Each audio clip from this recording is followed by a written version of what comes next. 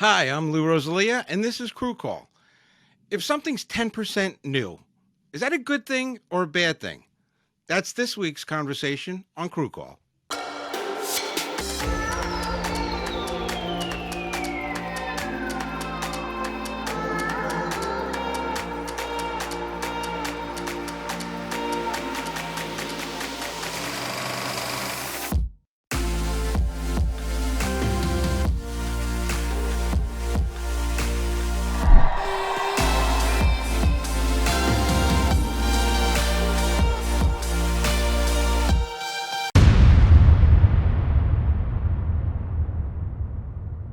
Okay, welcome, my distinguished panel. Good to see everybody. How's things? Great. All good. All good. Yeah, yeah. Good. Everybody's rocking and rolling, back to work, doing all sorts of crazy stuff.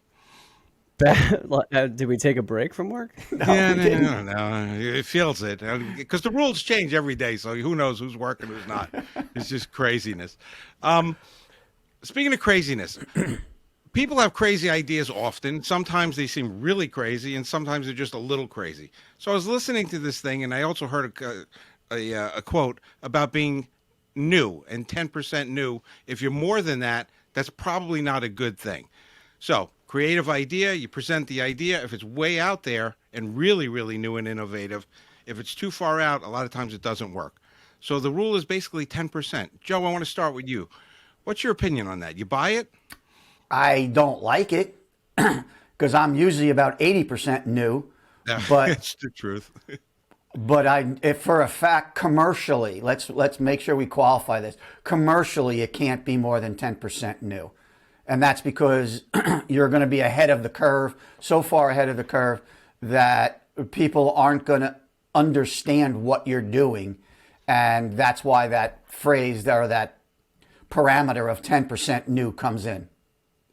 But when you say commercially, what do you mean by that specifically? Just If you're doing something that you want to be, say you're an artist and you're just going to do a painting and you just want, or a sculpture or something, you can be as new as you want. You can be as out there as you want. But if you're going to try to make a widget that people are going to want to buy, or if you have a program or a show or something or a song and you make it too new, nobody's going to get it. You're never going to sell it. Even though you're going to break barriers, it's going to be four people behind you who are going to take advantage of the barriers you broke. Yeah. Frank, I want to ask you: Do you have any experience trying to get people to see a vision that you have that seems to be beyond their comprehension? Yeah, I guess it would be kind of like if I'm trying to set up usually it's like a jib bump, which is like something like coming off of some type of either like set piece or building something to move from that to the actual subjects. Okay. And I mean, I've definitely had times where like I know what it looks like in my head and what I want to either make to bump off of or adjust or do that, and then trying to either sell that to the director or producer or whoever, has to either okay it, or if they're, so then if I don't go and just build it and then show them, because you can't, take all that time, you try to explain that first. Right. And like I said, if I know exactly what it looks like in my head, I know it's going to work. But then trying to convey that to somebody that isn't in my head and can't see it, yeah, I mean that's pretty tough. And I have one thing that was the opposite of that, where I thought it was going to look really cool, and then we did it. we tried it out, built it first, and then it was ridiculous, which was hanging. And Jamie Kiley, one of our directors. This was a while ago, but from the lighting grid, I wanted to. It was showing like the matchup of the football game that was that week, whoever the Giants were playing. Right. And I wanted to hang the two helmets, the Giants helmet and the opponent's helmet, from the lighting grid up in the lighting grid, and like light it really dramatically, and come down off of that, and then like land on the actual host and everybody that was talking. And he was like, we could try it. Like he didn't seem too enthusiastic about it, and it didn't work. It just didn't look the way I thought it looked in my head. Yeah, I got a follow up to that, Frank. Is there an opportunity to put that 10% rule in there and try and get that? Let's say it did work, but you couldn't convince them of it. Is there something you would think about doing that you can do just 10% of it today, 10% the next show, and then by the time you got 10 shows done, you got your whole move, your whole jib bump move? Yeah. I mean, that I don't know how to explain it other than exactly that, just kind of easing people into it, not throw, an entire thing at them, exactly, like something like a hot, like completely new and like not thought of or whatever, and try and explain that or even show it. It would just be too much. I mean, it was a lot. Yeah. It kind of goes back to just FerroCity in general in the beginning. Yeah. Before all this even existed, and like all that, it just explaining the entirety of the company as a whole was kind of a lot for people. Speaking about easing people into stuff, I want to go to Gloss and I want to go to Urban Visuals. Gloss, do you have any experiences or feelings or frustrations about how do you get clients to see the vision that you have for their product versus the vision that they have for the product or the project? I'm sorry, but could be product and project. We go through this with every single project we do, especially with products specifically, because a client will come to us with an idea. They'll come to us with a product that they want us to shoot and market, and they'll give us this idea, how they want it to look, and they'll give us a whole bunch of words that they just talk and say things. And then my job is to kind of take all that, look at their branding, go to their website, see how they're already marketing themselves, what kind of visuals they're using, and take all of that and then create my vision based off of their vision. So, and then I have to pitch that to them and tell them my ideas. And, I try to stay away from telling them how I'll accomplish it, because then things get complicated. But yeah, I like to show people. So the best way to do that, I've found, is to actually go into a meeting where I'm pitching my idea and showing them what I want to accomplish with visual examples of that. So I'll take, like if it's a YouTube video, I'll show some effect that some creator used there. And then, I'll use that to explain that part of the video. And then I'll go back, maybe pull some visuals from old work that we've done from our older projects and show them that, and then kind of say, this is what I want it to be, half this, or a little bit of this, a little bit of that. And then they kind of piece it together and see what I'm trying to describe. Because when you're just describing, like I can describe something to you, but I think most people, when they see something, then they really grasp it and they get a good idea of what I'm trying to do. So yeah, I go through this problem with every single client of mine, but the best way to do it is just to show and and give visual examples of what I'm trying to accomplish. I have a follow-up for you. Sure. Do you try to lead them to believe it's their idea, or do you try and say, I think it's the best idea for us? Well, they're my client, so you keep them happy. Maybe try to, pat them on the back and say a little bit about, like, something like, like, I love your idea. It's great. This is what I'm going to do, and then kind of give them their example, but a little more polished. And it's really my idea in the end. But, I pulled from everything, all the information that they gave me, and then I'm just giving them back a visual representation of what they did. So yeah, and I mean, I guess in a way it is their idea.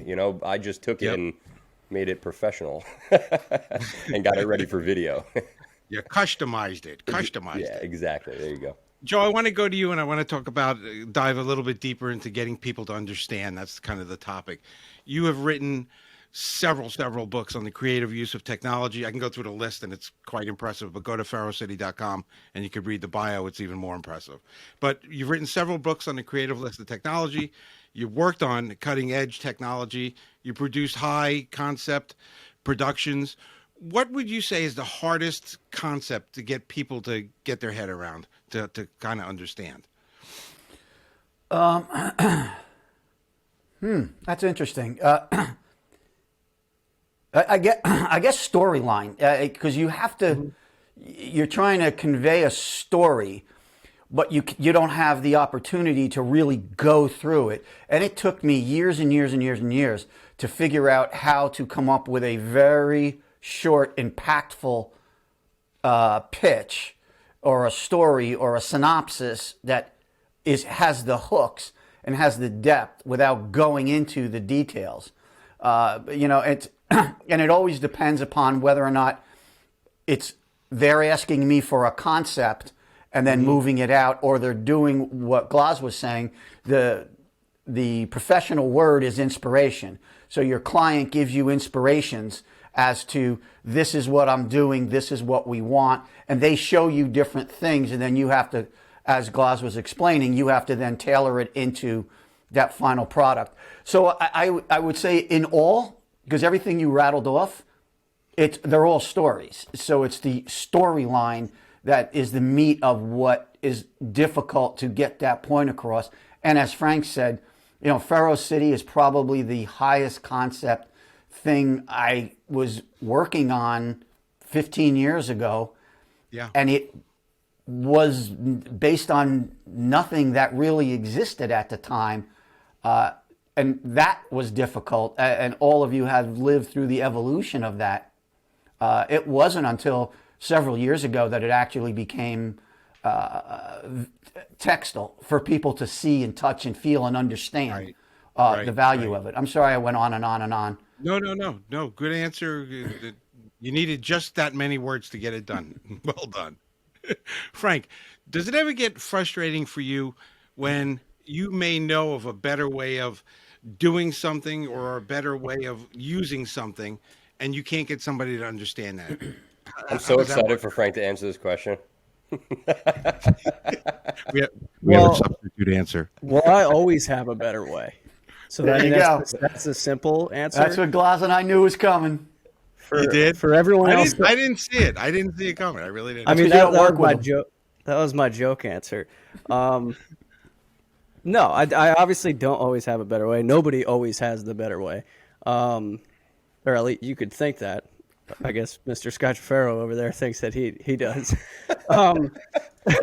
You're right in Mr. Scotchafero, but you're wrong in which Mr. Scotchafero. I am not like that. I do not always think I have a better way. Gloz, back me up.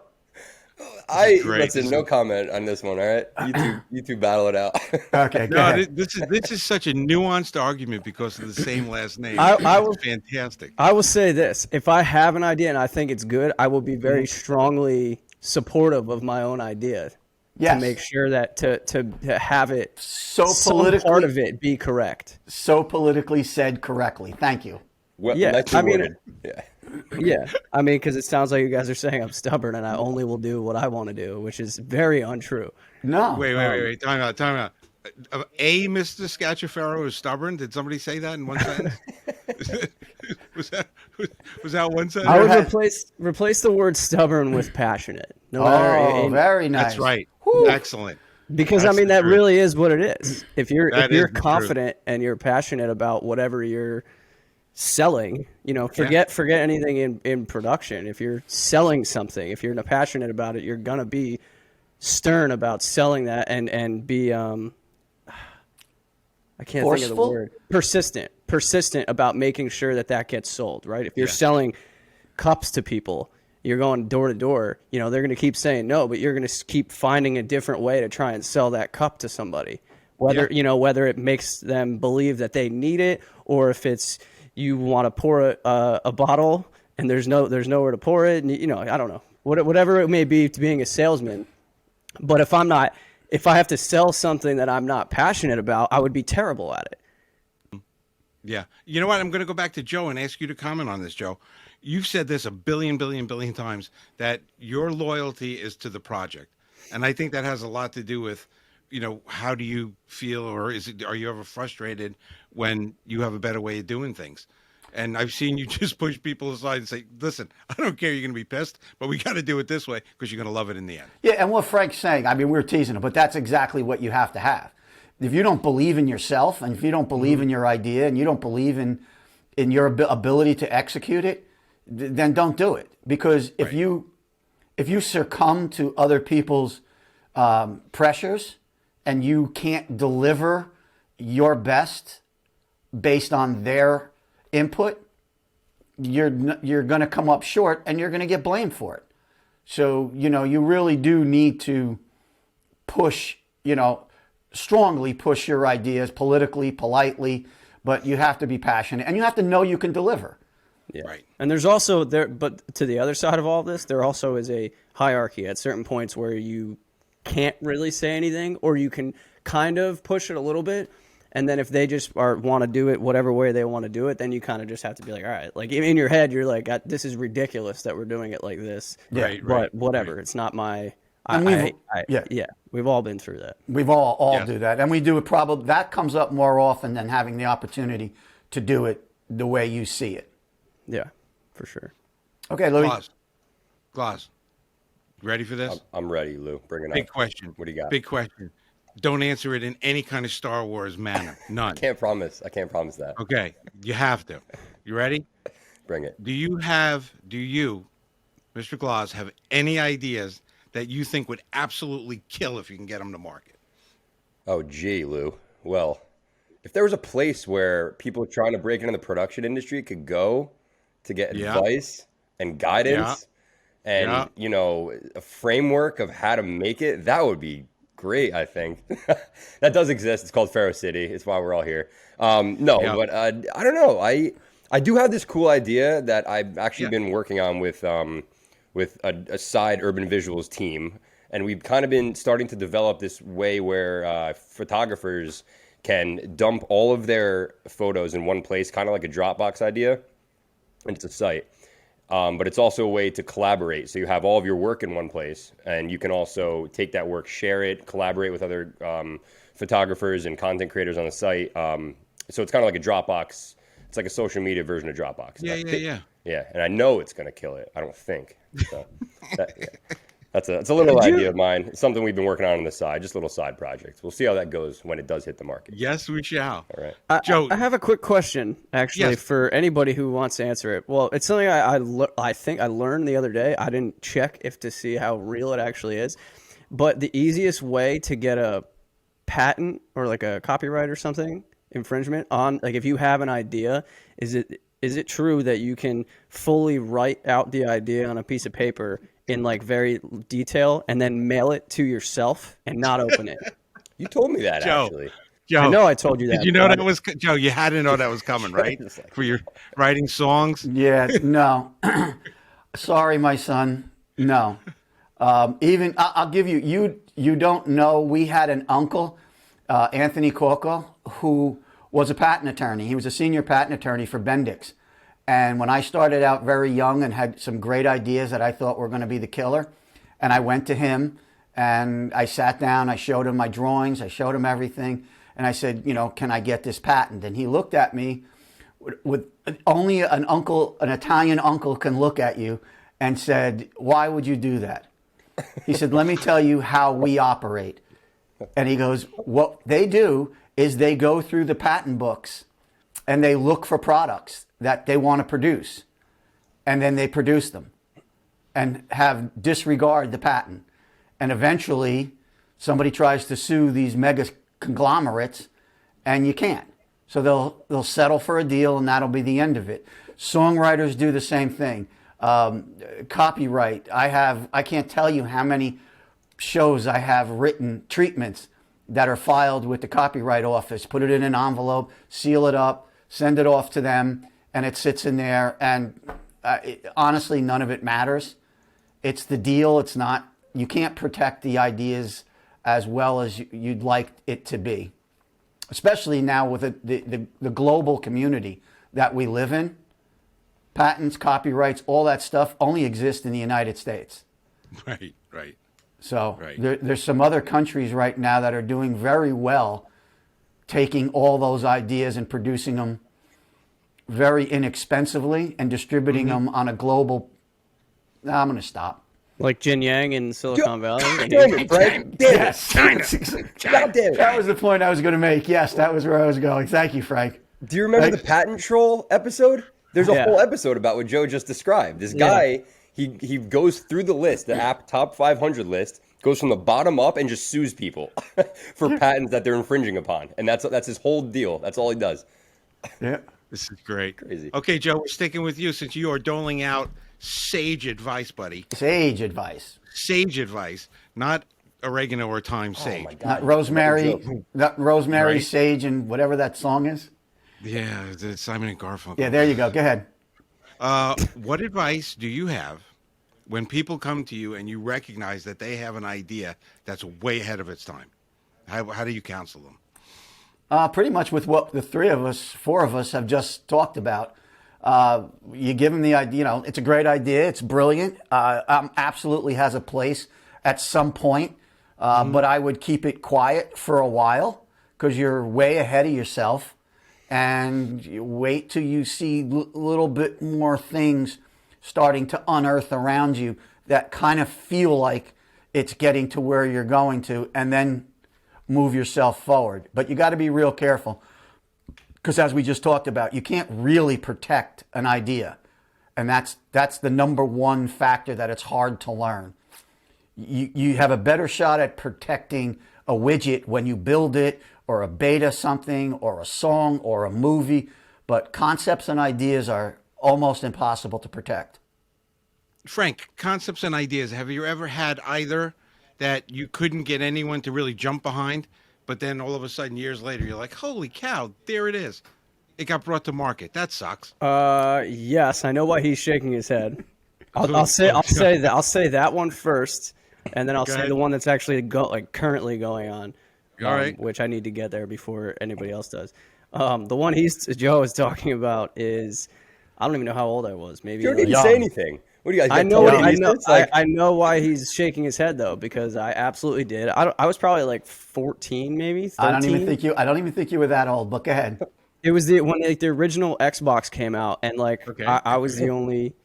I have two older sisters. They didn't play video games, and I was always about hanging out with other people.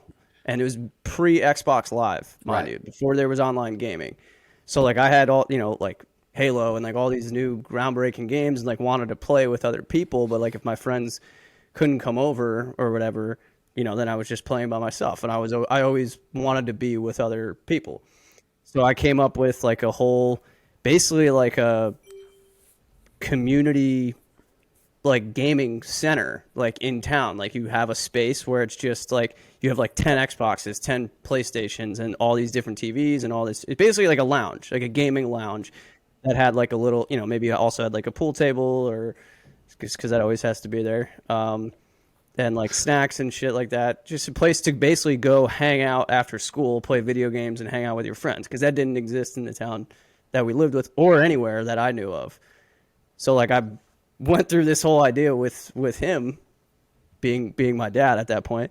Not now, but at that point. Well, not in this particular setting. But went through that whole thing, and he was like, "Yeah, this is pretty good." And I don't even remember. I forget it was what the reason we weren't allowed to do it. We contacted Microsoft. Yeah. And you weren't allowed to basically make money off of their product. Right. Yeah. Which is what we would have been doing. We put together an entire business plan, structured it, did the whole details, technically how to bring everything together, how to market it. I mean, we built this. I followed his lead because I saw it to be a brilliant idea. Right. It's a community center. It's an arcade. It's that concept, except it took it to that generation. And we went all the way through to talking to Microsoft. And Microsoft shut it down immediately because, no, you can't do that. No, you can't use our product commercially. No, you can't do da-da-da-da-da-da. And now there's gaming trucks that drive around for birthday parties. Yeah. There's all types of shit. Yeah. Yeah. I mean, there's just We should have just did it. We should just did it. Never went to him and see what happened. I'm pretty sure a place like that in my hometown did that. There was a place called Game Zone, and it was that, Frank. That's number one great idea from a kid. Impressive. And what you described was a LAN party. That's what they used to call them. Yeah, no, I know, but instead of 5 people bringing all their Xboxes to your house, and your parents not wanting that or whatever, you could just do that somewhere else. Exactly. It's not like we had an apartment. I remember I don't know if you guys remember network. They had this it was early, very early, probably in the 80s, early 90s, early virtual reality. They had this cafe, restaurant, bar set up where they had these remember the old driving arcade cars where you would sit in, you'd have the TV screen, but it was like that, but you'd have joysticks, and you'd fight robots with each other, and you'd fight the next booth and all that other crap. But it was really pretty cool. But for back then, it was kind of neat. But it had the concept you're talking about. It had early virtual reality, and it never made it. It was in New York. The rents were too crazy. They couldn't keep it going. More than 10% new. Yeah. You know what? You're absolutely right, because that was the late '80s, and they were way ahead of themselves there. Gloss, you brought up, was it Jing Yang? Is that who we were Yeah. making fun of? Do you ever get nervous sharing ideas, that thinking that people are going to just totally steal them from you? Yeah, if I'm sharing a big idea, like it's something I really want to work on and be secretive about, I just won't share it with people I don't trust. Like I'll go to my, I guess, I'll call it my inner circle, people I trust and I have around me who I talk daily to, and I'll ask their opinions on it. But, I usually just will be careful with who I'm talking to. But I did have a client once who came to me with an idea who was nervous about that, exactly that. And when they came, we had a meeting. I think we just got lunch or something somewhere, and they brought a manila folder with them to open up to an NDA, asking me to sign it there on the spot. They're like, listen, I'm really nervous about this idea, and I want to protect it. Would you be willing to sign this NDA before we have this conversation? So yeah, I mean, it happens a lot. Like, why not? If it's your big idea and you're going to someone, which I was the person they were going to ask me to get it done, you got to protect it, because who's to say I'm not someone who's just going to take that and go to somebody else who's better who suits that project better. If you don't trust the person, you should protect your idea. I'm all about protecting your idea. So, Glaz, you wouldn't go on a roundtable discussion show that's publicly broadcast and talk about an idea that you and your buddies are working on. You wouldn't do that, right? Because that's crazy. Absolutely not. I wouldn't go into detail with it, not deep detail. I'll give you a little snippet on what I'm working on, which is fine with me. But yeah, you guys don't know what that is still. The real project he's working on, the new electric back under bike. my Boba Fett helmet. No one will ever get to it. Joe, we got 3 minutes left, and I want to come back to you because NDA was just brought up, non-disclosure agreements. How many of them do you run into in your life in production, and are they worth anything, or how do you get around them? That's probably a show we should do, but give everybody a little bit of a NDAs are pretty tricky, depending upon who's giving it to who. And again, I've dealt with lawyers my whole life, and the bottom line is they all keep telling me the same thing. It's the person on the other side of the table. It's the deal. It's the trust. Don't buy legal. Don't go into a deal thinking I need to protect this because they're going to rip me off. You have to trust the people. Anything can be gotten by anybody. If they're big enough, they're strong enough, they can circumvent everything you have. Most networks, when you pitch treatments or shows, won't sign an NDA. They'll tell you they could have things in development that are similar that they're not going to reveal to you, and they won't sign an NDA. I've been burned many times with handing off treatments that got rejected, and then I saw the show up a year later with no back end to it. So it is. But Lou, I know we have no time, but I want to hear Frank's other project. What was the other thing that you said? I'll tell you about the first story, which was that, but you've got something else that you were doing.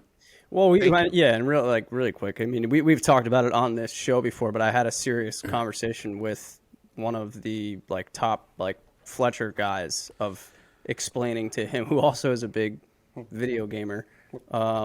Wait, before you go on, explain Fletcher so people get it. Sorry, Fletcher is they manufacture and basically do all the robo stuff. That's when I say I do robos, I usually am doing it for Fletcher. It's like their mini. That's just what the name of the company is. It's Fletcher. Yep. I think it's one of the guys' last names. Perfect. Anyway, but most of their systems until a couple years ago, everything was all analog. And I said at some point in the show, probably multiple times, that when I first got on them, I would rather the controller be like a video game controller. But figuring out all the actual pins and have it what does what and all that stuff in an analog sense to then transfer that and convert it into an actual controller, like an Xbox controller. They have a different converter that makes everything come out coax, which is what comes out digital in this little digibox converter, which is like the 16-pin control, and they spits out in a digital version and comes out into a different controller that they have. So he was saying take that converter and then go into build your own controller rather than take an existing Xbox controller, build it exactly how you would want. And then you can, and then I was started thinking of everything about like programming it, you know, each person, like a USB drive, how like a TD would walk in and just plug up a show, put everything on a drive, you go in and there's your version of how you want to do the show. So all your presets and everything are saved. So it's basically, you could customize how you want your controller to control. And then, and then you could just sit down and everything's saved. So here's the layman's version of this. As you're saying this, I'm saying, this sounds like that universal remote for TVs, but they never work. You're always missing one button, right? It's like programmed it. It was $8,000 for the stupid remote, and I still can't get it to do this. So are you telling me my idea is not going to work, Lou? No, I'm just trying to protect you. Copyright. Good, put it in an envelope. I'll mail it to myself. But that's who told me about that, because I was like, damn, I want to make this happen before eventually somebody does. Yeah. You know, like not many people are.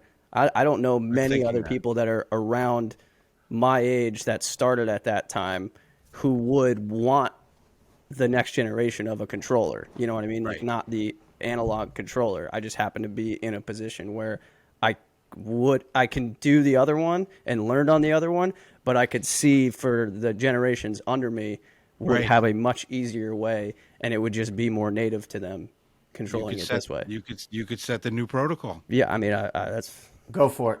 hopefully. Go for it. Speaking of going for it, we're going for it and getting out of here because we're way over time, but you guys were awesome today. Thank you so much, and I will see everybody next time. Ciao. See you guys next time.